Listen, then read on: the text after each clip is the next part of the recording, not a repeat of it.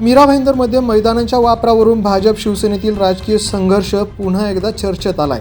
महापालिकेच्या नव्या मैदान भाडे धोरणात भाईंदर पूर्वेतील स्वर्गीय बाळासाहेब ठाकरे मैदान आणि पद्मभूषण मेजर ध्यानचंद मैदानावर धार्मिक, सामाजिक आणि सार्वजनिक कार्यक्रमांना परवानगी न देण्याची तरतूद करण्यात आली आहे। या निर्णयामुळे शिवसेनेकडून आयोजित होणाऱ्या विविध सार्वजनिक कार्यक्रमांवर परिणाम होण्याची शक्यता आहे।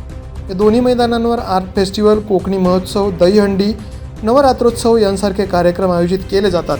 मात्र नव्या धोरणामुळे अशा कार्यक्रमांसाठी मैदान उपलब्ध होणार का असा प्रश्न उपस्थित झाला आहे।